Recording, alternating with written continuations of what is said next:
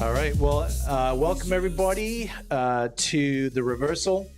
And as always, as part of our whole work at The Reversal, we're gathering people that are great storytellers of their own stories, but also advocates and storytellers of other people's stories. And as part of the Reversal podcast series, we've been on a journey firmly of the belief that we can find some of the most beautiful, profound, and meaningful truths in the least likely places. That's true.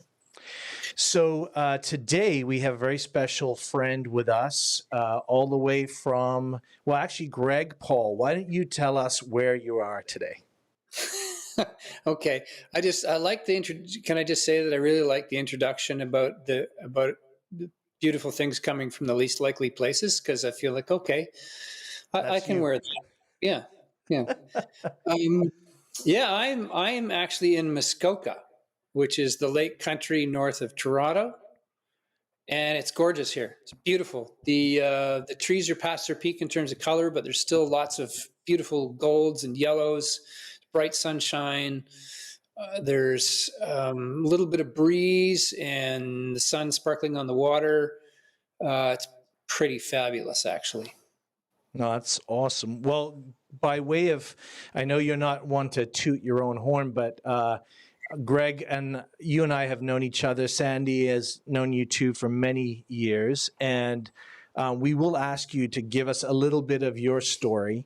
But it's probably fair to say that in the world of sort of folks who have positioned themselves or found themselves in community alongside some of Canada's most impoverished communities and people, you have been part of Sanctuary in Toronto, which is and has been for a number of decades now a place, as the name suggests, a place of safety and refuge for those experiencing, a multitude of challenges, including being unhoused or walking through challenges with addiction. So, how do you find yourself, today? What do you think of sort of, what does it mean to come to a conversation like this? You have a lot of history with us. How are you feeling? Tell us a little bit of your story, your background, and how you're feeling.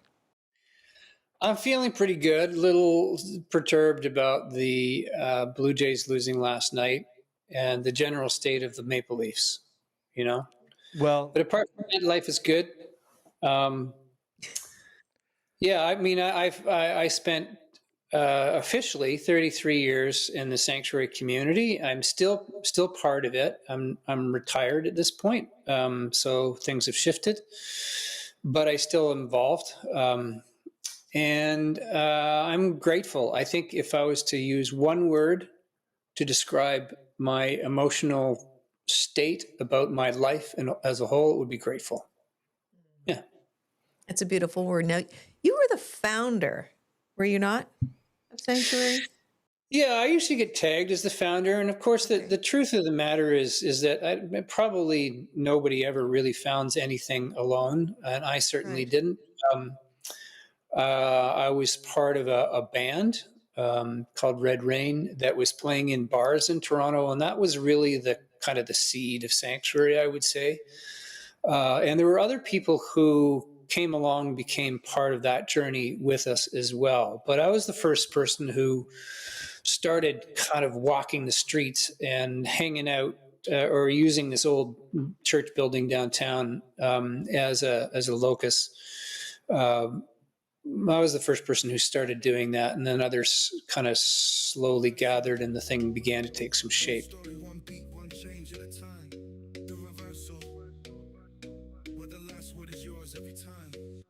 It was hanging out with people in the streets really that began to move the needle, because we had this access to this old building with a church kitchen in it, and I would find people on the streets who didn't have much, and I would say, hey, why don't we go make lunch? We'll buy some cans of soup and some loaves of bread and some cheese, and we'll make grilled cheese sandwiches and soup, And so I started doing that with people, bring them in. We would make meals together. But mostly the connections happened actually out on the street. And that, I think, had an awful lot to do with shaping what Sanctuary has become. One of the things that I remember the first time we met that I think caught light in me, or kind of set a fire in me, was that I was doing something similar to you many years later, I suppose, or a decade later.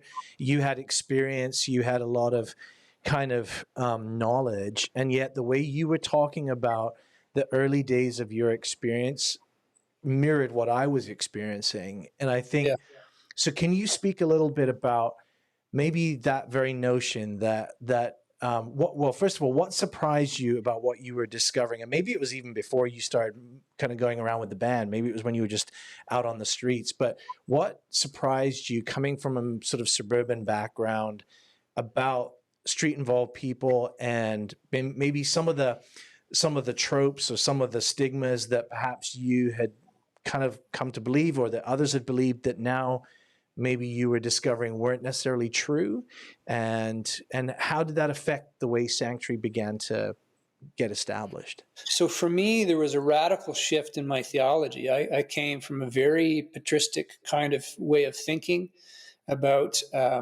missionary work and announcing the good news. I came from a very self-centered, assumed privilege background that included believing that it was people like me who were at the center of the kingdom of God, and that I was reaching out to other people. For people who don't get that terminology, like, can you unpack that a bit? That idea that maybe you're the kind of person who had the truth and other people didn't, kind of deal?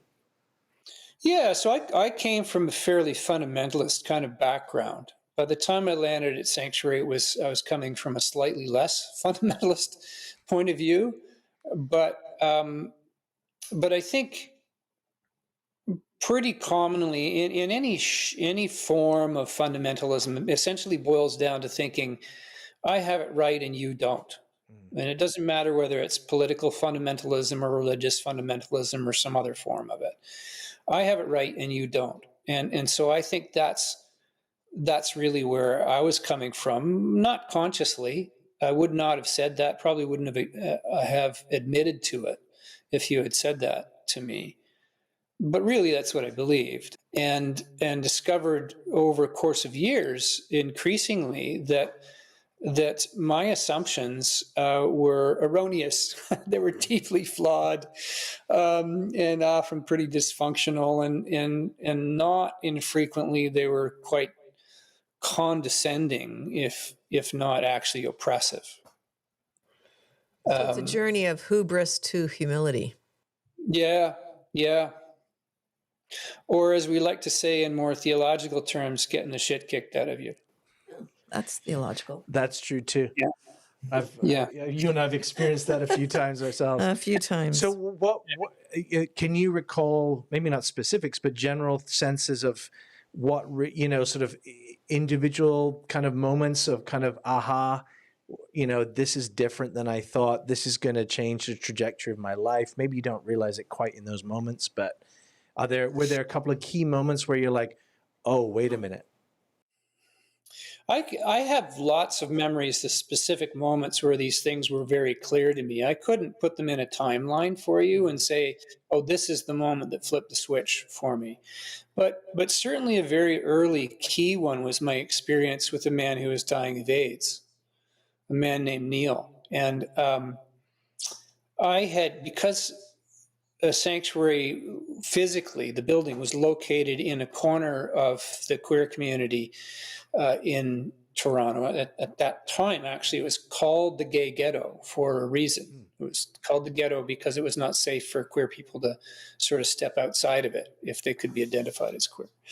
So we were in a corner of that community. It was 1992 when I started, and so AIDS was in full force at that point. And so, I'm thinking, well, these are some of the people that are in my neighborhood. I already kind of have figured out how I can get next to people who are poor, homeless, and living on the street. But what about queer folk who are in their own way excluded and marginalized? And so I went and volunteered at the AIDS Committee of Toronto, which at the time, I don't know what it's like now, but at the time, the AIDS Committee of Toronto was run almost exclusively by gay men and a surprising number of gay women as well.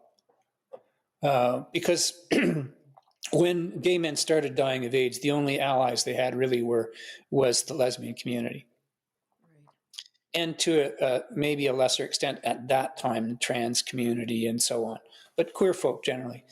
So I knew enough by probably 1993 that if I wanted to actually get next to people, I needed to be on their turf. That's one of the things that the street taught me, which should have been pretty easy to figure out if a person like me reads the Gospels and you see that what Jesus did, Jesus came and he hung out with people on their own turf. And so to go do that on the streets was one thing.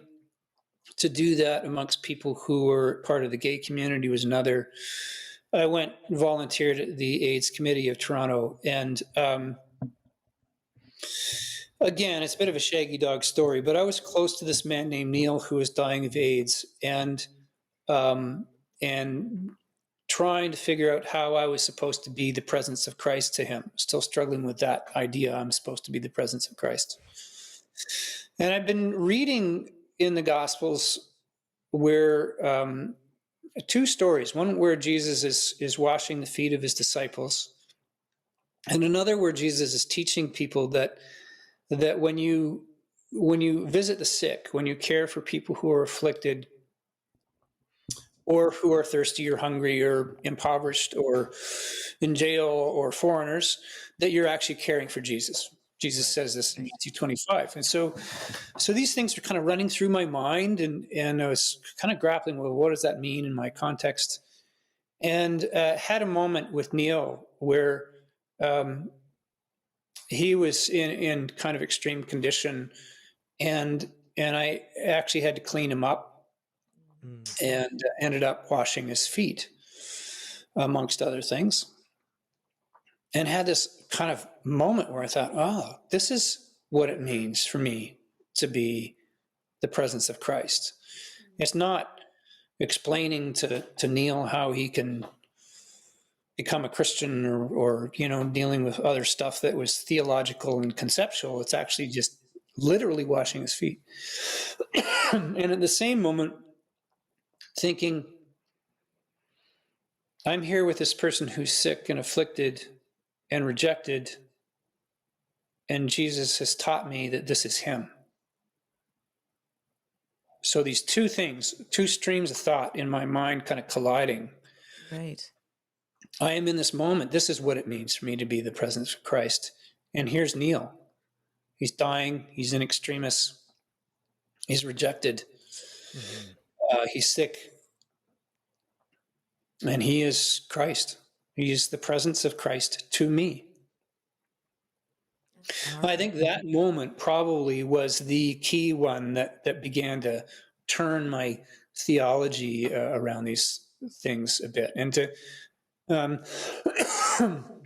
when you talk about theology, it can sound fairly abstract, but really a big part of what that meant was shifting my perception of my relationships with people and how I was supposed to interact with them. And really what was going on in me, the ego stuff that was going on in me also. There's something profound about that, in that these people who are in the margins have experienced a lot of trauma and have been rejected, as you've said, by most of culture. So there is a real sense of they don't trust No. and they don't feel like they belong. Hmm. So, but in a sense, there is a sense of belonging. And, you know, in your relationship with Neil, he obviously trusted you. I mean, washing feet and helping in those moments, there is a dependency, but there's also just a real connection of he trusted you. Deep trust, yeah. Yeah, I mean, he was very vulnerable, obviously, and so often are people who are homeless and street involved. They're in a different kind of extremists, and what I found is that when people's situations are extreme enough that they can't pretend that they're otherwise, there's a kind of honesty that comes out of that and a kind of natural vulnerability. And then we have people like me have two choices. You can either kind of assume a superiority to them in that and say, well, I don't have that kind of need. I'm not that kind of vulnerable. Or you can become vulnerable yourself. Right. And I think if you begin to actually care about individuals, you begin to love people, and I come to love Neil, then it slips past your desire to dominate. Sort of that notion of posturing or building a community with others that keeps those who are most vulnerable at the center and giving them the loudest voice. And how, and so that Neil's story, your story with Neil, is an example of it in a singular sense, but then somehow that spread into a community ethos. And then you find yourself as an advocate and a leader and a voice for those potentially who have no voice, but you're also then speaking into that ethos to ensure that the most vulnerable are held at the very center and given the loudest voice. So how does that come about? And where did you see yourself in that? The assumption that we usually make in a situation like this is that, I've identified a problem, I'm going to go in and help fix that problem. But when we're trying to, you talked about centering people and how do we hold space for people and so on. And so what I would say is that I think that in our society, generally speaking, we believe that the people who are closest to the center of the community are the people who are most privileged and most powerful. That's how we live. That's how our society is set up. Yeah, right. People who have the most privilege are closest to the center of the thing. But the kind of kingdom community that Jesus describes is actually a community in which people who are poor are already at the center of it. So I don't actually have to hold space at the center of a kingdom community for somebody who's poor or hungry for justice or who's getting shoved out of everywhere. I don't have to hold space. The space is theirs already. Right. So this challenges a lot of my own assumptions about, who I am and what I bring to the pot. In that regard, I would say that you mentioned the word leader, Lawrence, and I think you know me well enough to know that I'd be a bit of a bee in my bonnet about leadership. I think that our society in general and the church maybe in particular is addicted to power, and we're addicted to concepts of leadership. We think leaders are the most important people. And again, and the titles of that. And the titles and all the privilege. And again, this is about centering privilege and power. So when we begin to wrestle with the idea that actually somebody like me who does have privilege and power and is in some definable way a leader if I assume that I'm at the center of the thing, that's going to create a very different way of gathering and way of being than if I assume that actually the people who are at the center of this, people who are already at the center of this, are the poorest and neediest people in the neighborhood. The person who's at the center of it is an impoverished Indigenous woman who, you know, has been abused by the system and maybe has post-trauma issues or mental health issues or addiction issues. That's the person who's at the center, really, of the kingdom. And even our better political leaders have acknowledged this through the years. In one way or another, there have been a great many political leaders who say the measure of any society is how we treat the most vulnerable among us. It's a common kind of thing to hear a political leader say, but nobody lives to it.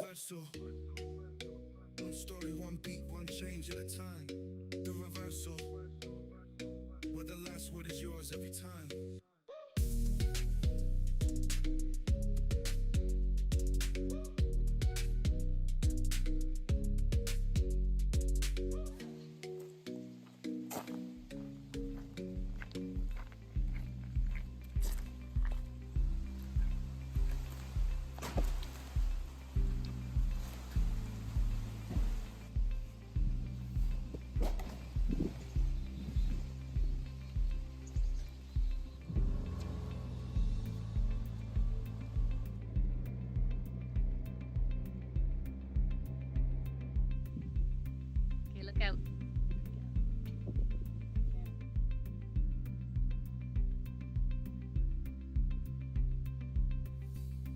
So you approach this a couple of ways in what you've written, and I think I've read everything that you've published.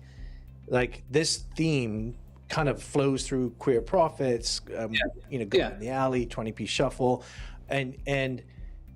but have you? I imagine this way of thinking, as much as it is very much, I mean, it's consistent through your writing, and it's consistent in terms of what you've encountered amongst your friends at street level over the years. But I'm imagining this is somehow counterintuitive. It's not to those who are in power, those who are in privilege, those who are even in churches where they think that they don't hold all the power. Is that true? How does that? Yeah, I mean, maybe especially in churches. It's definitely true. In fact, it's also true amongst people who have no power. Right. People who are powerless in our society are well aware of that, but a great many of think that, well, that's the way the world works, and that's the way it's supposed to be. So, you know, we found it was quite interesting when we started to say, okay, we're going to, instead of having church groups come in and provide meals, our own community is going to cook meals for each other, and we're going to serve meals to each other, and we're going to care for each other in this way. And what happens with that then is that those people who come in and do that, they begin to own it and say, well, this is my place. Right. But it's interesting how even in that scenario, you get somebody who's in the kitchen who's been there 3 weeks longer than the next guy, who begins to use that as a power play. Yeah. They're very used to the. Had a few of those experiences. Yeah. I mean, do you find that you've had the experience, like in my experience, I've had people, you know, that my friends that are street entrenched or, you know, in the margins of society, they automatically assume and give me power that I'm not even asking for. So there's a whole subconscious, or no, not subconscious, it's conscious, where you actually have to like, no, you have the choice. It's like giving away the power and saying, hey, this is, you make the decision. I'm just here to facilitate. How do I set up a scenario where they can offer something to others in the community that will not only be good for the others in the community, but will dignify the giver as well, because they're not used to that. People who are poor and excluded, one of the forms of domination that they experience is that they become subjects of charity, right? Right. Yeah. Recipients of charity. They're used to that, and they can be quite when they're because people are used to it, they can often be pretty demanding about it. Well, I've come in here, you have to give me socks, you have to do this, you have to, whatever, you have to do these things. And until they begin to realize that, okay, no, really, this is about relationship. There's something more here for you than a pair of socks or a meal or healthcare. There's something here that is about you belonging somewhere. Well, like it's like And you're almost ripping off layers of their identity, of their learned helplessness, of their learned yeah, coping mechanisms and defense mechanisms for survival that actually, no, you actually are a beautiful human being. You do have value. yeah, and those people are doing the same for me. They're ripping away from Absolutely. me the trappings of my own assumptions of power and privilege, Yeah. Right. and inherent goodness, and a pile of other things that are really egocentric. So I think that one of the things I remember on one of my many visits to Sanctuary was that where, you had a group coming in from somewhere, I can't remember where they were from, but they were coming in, again, they had kind of come with this assumption that they wanted to serve, and you had invited them, or the community had invited them to receive and not to serve. And part of the language was, hey, you kind of, I don't know if it's expressed to them specifically this way, but internally, you and I were dialoguing, and you had said, yeah, they haven't actually earned the right to serve. In our context, leading a community that was very similar to Sanctuary, and we started to adopt a similar philosophy where groups were always very keen to come and get involved, and we would invite them to receive instead of coming and assuming that they just had the right to serve or the power that came with that, right? I think there is truth to saying you have not earned the right to do that. Because relationship is earned. Any meaningful relationship you earn by proving that you're trustworthy and you're thoughtful and you're caring and you're consistent and a bunch of other things. So we earn our way into any sort of relationship. And so another way of expressing this to people sometimes would be to say, and often it was individuals, well-meaning individuals who came in and they want to serve because they think, they don't understand that by serving in some ways you're actually taking power. I'll flesh that out in a second. But I would say to people, no, actually you need to sit down and have a meal. You need that meal as much as anybody else in the room, even though you're a wealthy person, relatively speaking, because what you're here for is relationship. And furthermore, that kitchen is the heart of our home. And the people who are working in that kitchen and preparing a meal for you, a guest, are the people who belong in this home. It's their home. So am I going to displace those people in their homes so that you can go in and do something that will make you feel good about yourself? No, I am not. Because you wouldn't walk into my house and boot me out of the kitchen and cook a meal. So relax. Be a guest. And maybe eventually this will become a home to you. And it did happen with a bunch of people who were wealthier, that it became home for them also. But that was a process, and it was earned relationship then.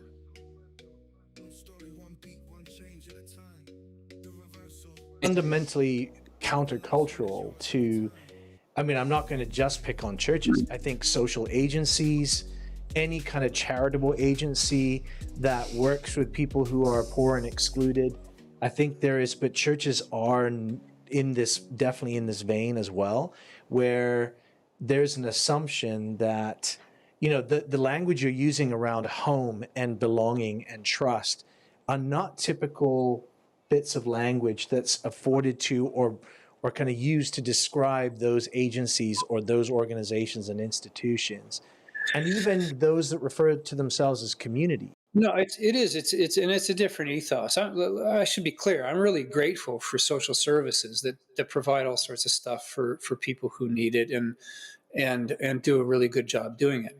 But it's a very different ethos. Right. So in those agencies, when they talk about the community, what they mean is there is a community that this agency serves. Right. What they don't mean typically is that the that the agency is home. They don't typically mean that the staff or volunteers in an agency are themselves members of the community first and foremost before they're anything else. Right.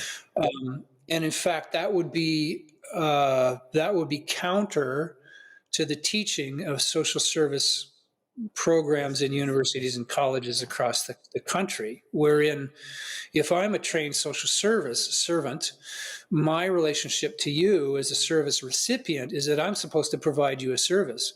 I am not supposed to become vulnerable to you. I'm not supposed to share my life. There's not supposed to be mutuality.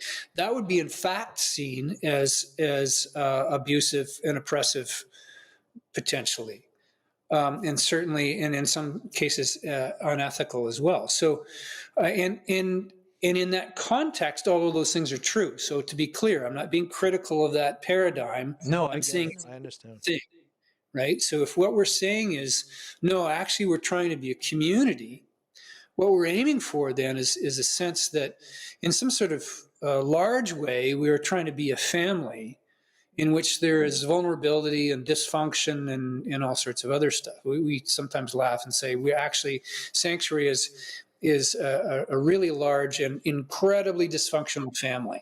There's a guy who used to come in every time he got out of jail. He'd stick his head through the door and he'd say, "I'm home." And he meant that because it was the closest thing he had to home. Yeah. There were, I think you've probably experienced this kind of thing too, but there were people in the community who, were the same age as me or a few years older or younger who would call me dad. Right.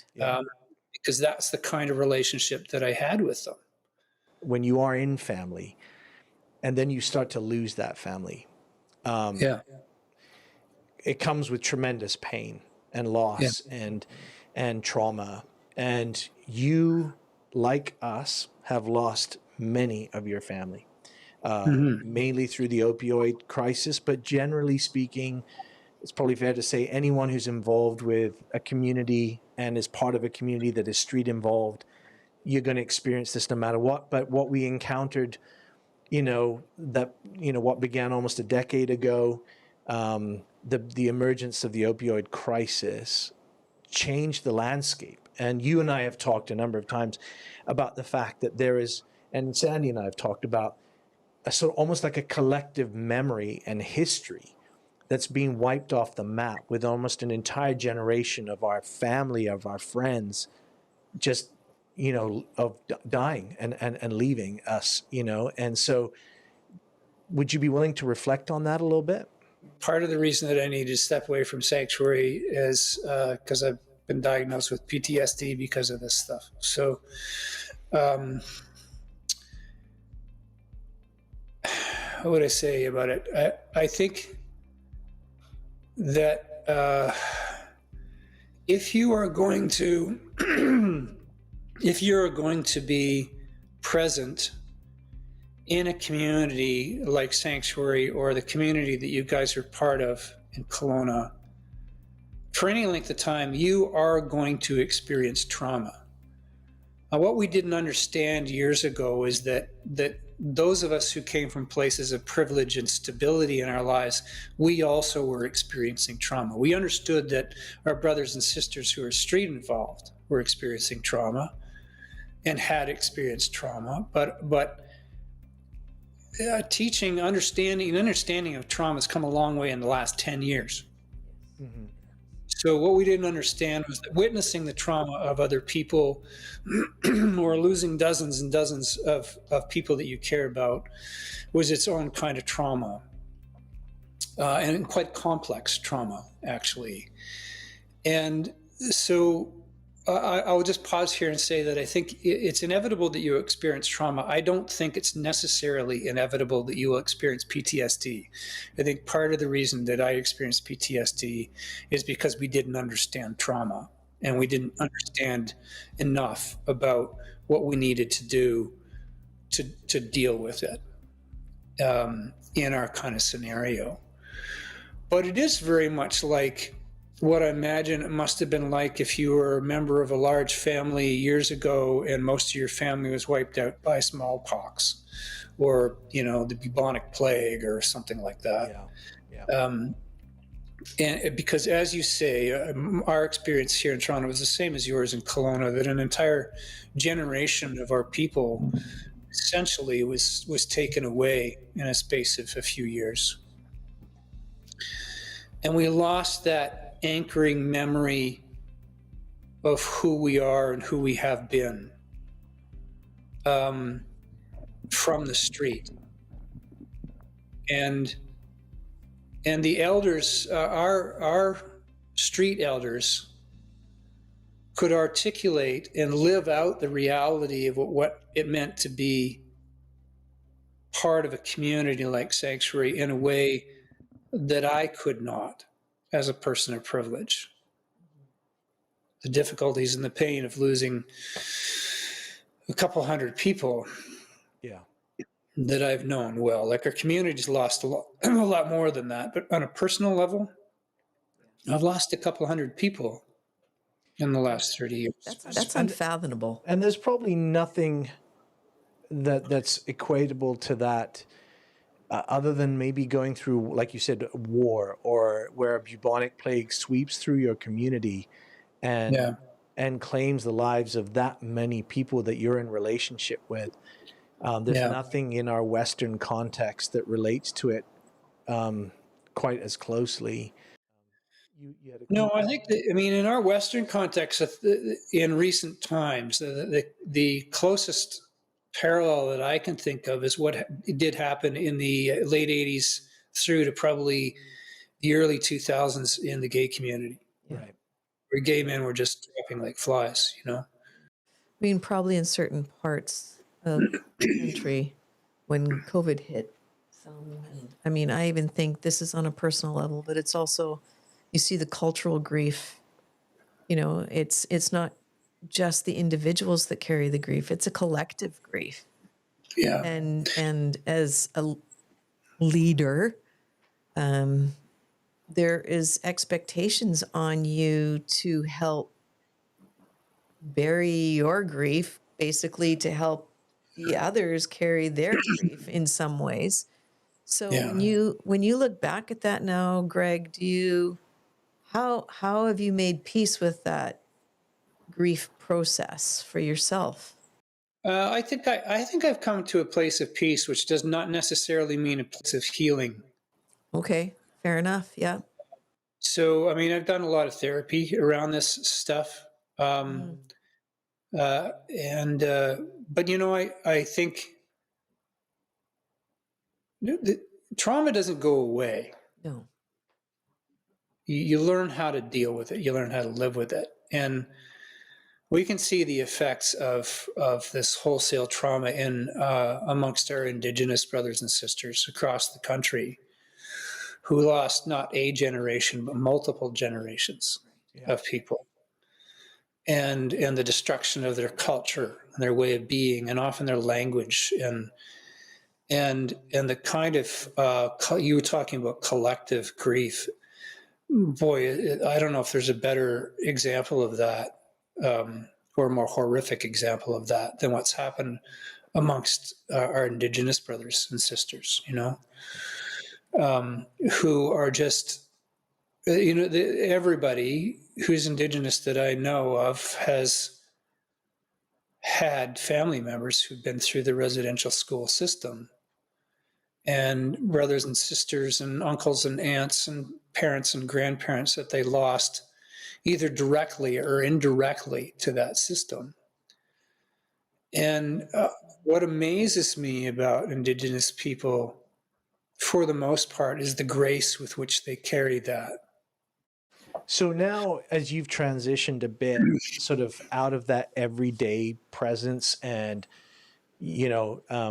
I know you still are involved at Sanctuary, but sort of as a community member, and without perhaps some of the responsibilities, but how does that, how does that feel for you now? Is there a sense of sort of coming through this period of trauma and woundedness, and sort of now on the other side, maybe not entirely, but just sort of, like you said, you're in a better space. Does the writing help in that journey? And how do you see yourself in the light of the the community and the journey and what you've sort of built is the wrong word, but like at where the community's gone together and journeyed together to where you find yourselves today. Yeah, so I should just say that I'm not actually writing these days. I feel like I've probably said everything I have to say, and I've never wanted to be one of those people who just keeps writing books for the sake of having another book out there.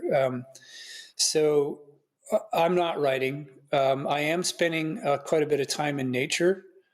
I've found that that's really healing also, to be reminded by water and trees and sun and sky. And I acknowledge that it's a great privilege to be able to do that, but to be reminded by those things that most of the natural world functions exactly like it should, and it's only humanity that's totally screwed up. It's good to be reminded of that, and to rest in it somewhat.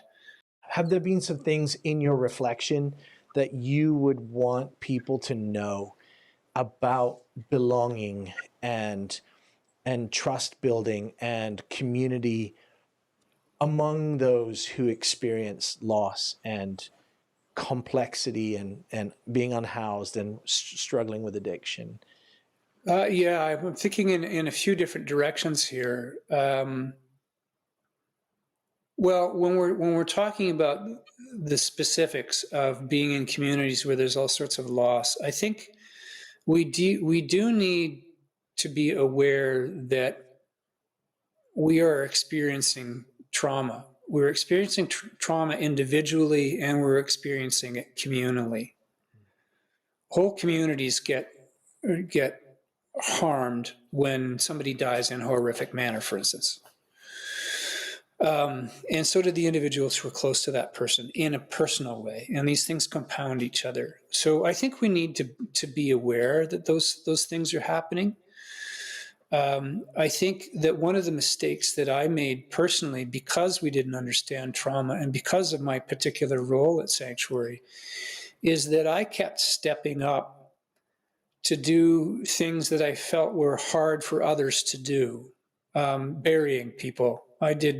For 25 years, I did virtually all of the memorials and funerals in the community. And because I had a facility for doing that, I could do those things.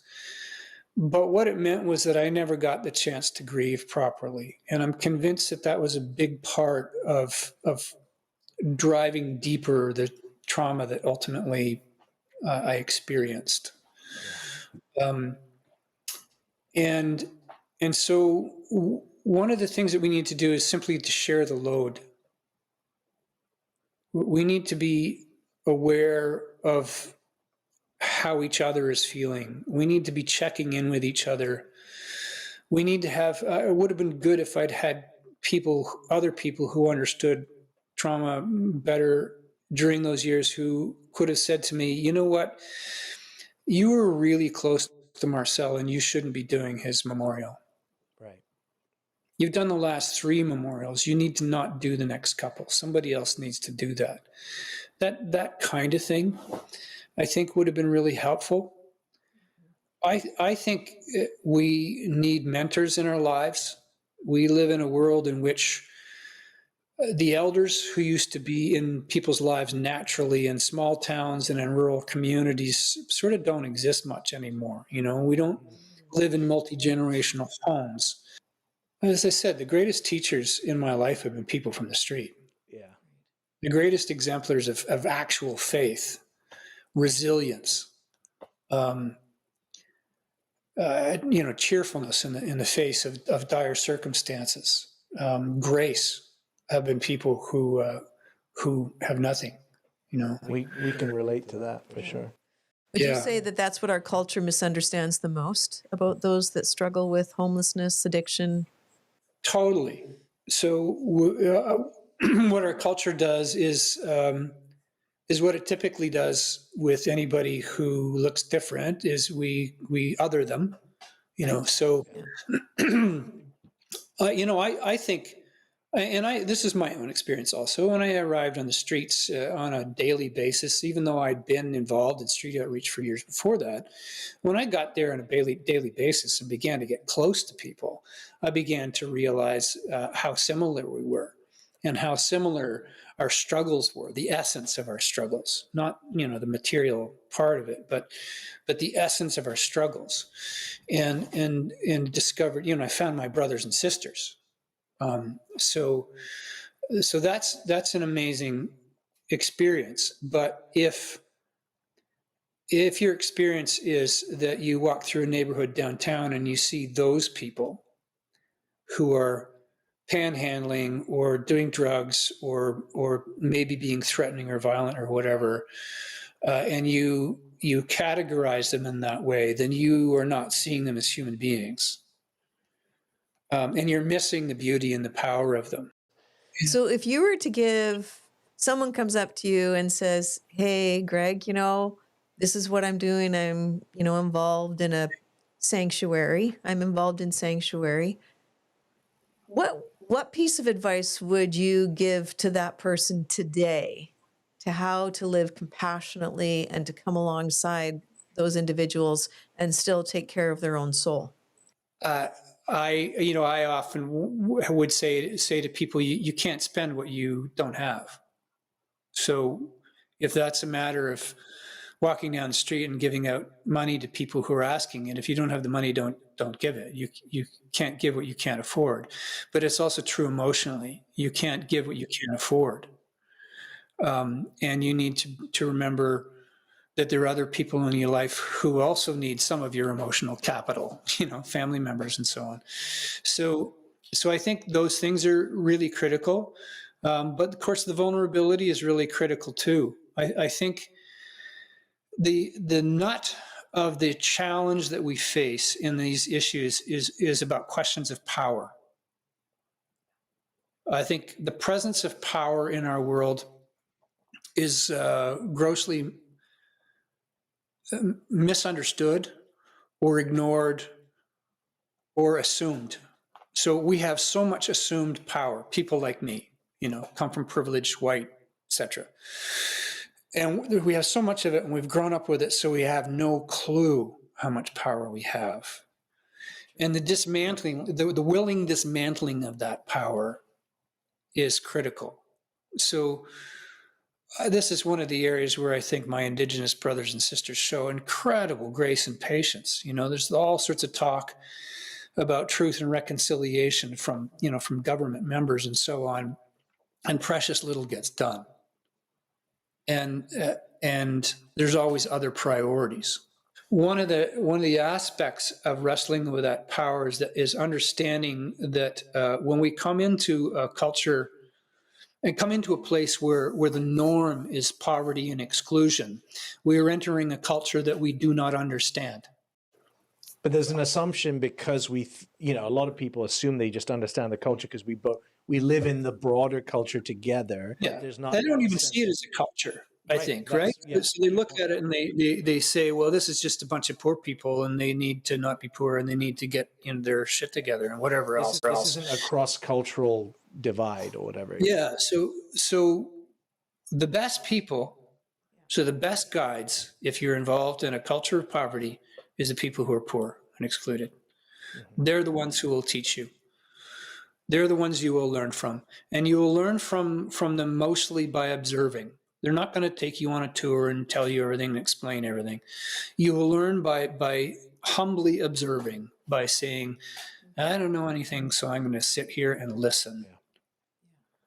And when you listen, you begin to understand that people who are poor and excluded have tremendous gifts to offer. Wow. Yeah. Greg, thank you. Yes, thank you for your time. Pleasure. Thanks. It's great chatting with you guys and great to see your faces. Yeah, it's good to see you too. And before we let you go, what's one book that you're reading right now or anything that you would recommend to us? Oh, I've just finished rereading Cormac McCarthy's All the Pretty Horses. Oh, okay. It's a great novel. It's It's got nothing to do with anything that we're talking about, really. That's nice. That's okay. That's great. Yeah, it's a great novel. It's hard. It's a bit hard to read, but he's such a great writer. Mate, thank you for joining us Yeah. today. Take care. Great. Appreciate it. So Great, much. great to See be you with later. you. Take care. Yeah. One story, one beat, one change at a time. The reversal. All right. Wow. I know. That was a wonderful chat. I know.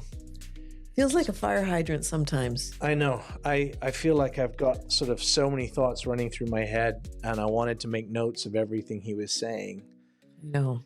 Topics of power and, the assumptions that we have when we enter into certain situations as people of privilege or, lots there. Yeah. I think what I love, a word that kept coming up to me in my mind was unlearning. Right? He had to unlearn or be made aware of Right. his privilege. And you don't know.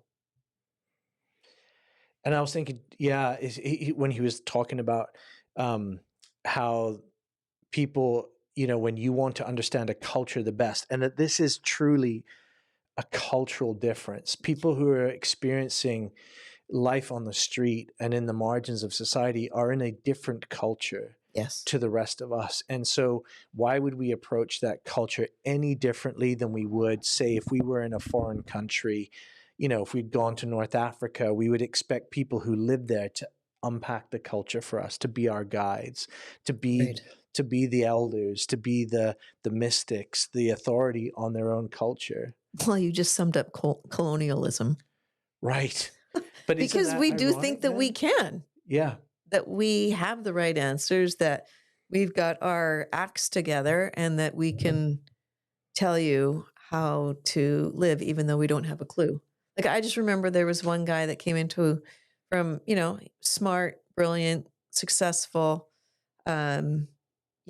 just had it all together, Mm-hmm. and came into the street level community, and one Sunday just came and said, okay, give me that guy's life for 1 week Right. and I can fix all of his problems. And I'm like, walk with him for 1 week first. Right. Such arrogance. Well, yeah, but that man was transformed and completely undone. Mm-hmm. Oh, I'm not saying, all of us can have that arrogance. I mean, I think there is, But we don't know that we have the arrogance. yeah. That's part of my point. we Is you have don't to even be- know we you've have got to it. be undone. Yeah, you have to get undone. Yeah. Yeah. I think over the years we referred to it as having our heart broken. Mhm. Yeah. That there's something tangibly, powerfully important about being invested in relationship and then feeling the helplessness of not being able to fix it Mhm. that brings about a humility. Yeah. I also love the whole piece. I mean, there's so many things that I would have loved to have dug deeper into, is how do you put those most vulnerable, give them the loudest voices? How do you actually, did they entrench that into policies and procedures? Right. In the ethos, right? And of course, COVID undid so much of that, Mm-hmm. which we've seen across the board in so many different ways. Well, and he alluded to that, the loss of elders and the parallels with the Indigenous community in this country, and that they, as a microcosm at Sanctuary, and certainly in our context in Kelowna, we've seen the loss of an entire generation of, the street community's elders and Mhm. those who, and I suspect in light of what you're saying, there was a certain embodiment of those values, of that, of maybe the intangibility of what wasn't written in policy that was lived out or handed down. As Greg said, people coming in now, walking in and throwing stuff around, and largely maybe because they're scared or they feel insecure, they don't feel safe. And then the people who model for them the safety, the belonging, the values of a community that's been built, together over decades are gone. Right. Yeah. Yeah. That's true. And what happens in society where elders aren't present and they don't hand down the deep wisdom Mm-hmm. that's gained over multiple generations and experience? Communities lose their way, or are at risk of losing their way. Yeah. Well, yeah, for sure. And cultures Mm-hmm. in countries. Yeah. Yeah. And I think even just his reflection around trauma and, the realities of having,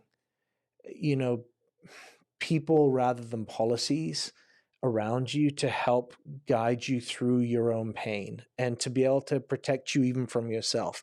I related so much to when he was talking about having the facility to be able to do things like preside over funerals, which I've done, you've done so many of them, and having good elders in your life to turn around and say, hey, you need to stop, like you were too close to this person. And what does that do when it allows you to participate and to manage and maybe walk through your own grief instead of just ensuring that others get to do that as well, Well, trauma, I mean, we know, like he said, we've learned so much about trauma in the last 10 years, but how, right. I mean, trauma embeds in the DNA. Mm-hmm. It embeds into your muscles.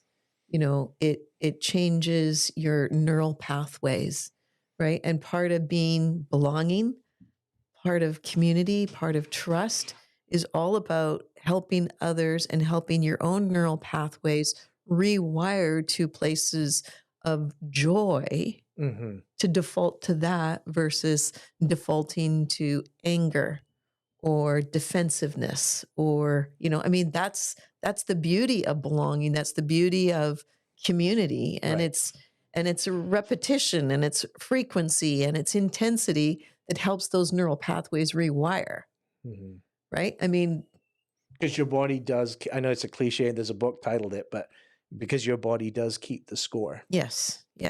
Yeah. But yeah, we don't recognize that. I mean, and that's kind of the whole holistic approach to healing from trauma. But I love the fact that he sees that, knows his own limits. Mm-hmm.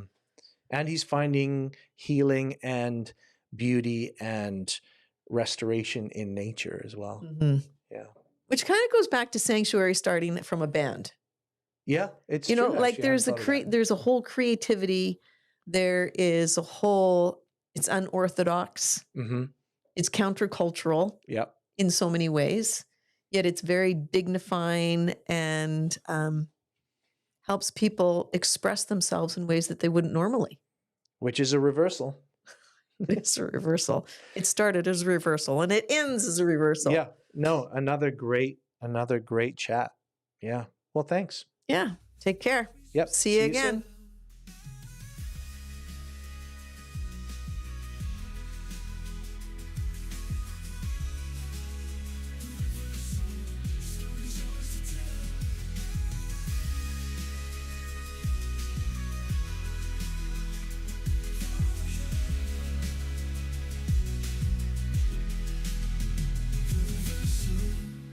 Story's yours to tell.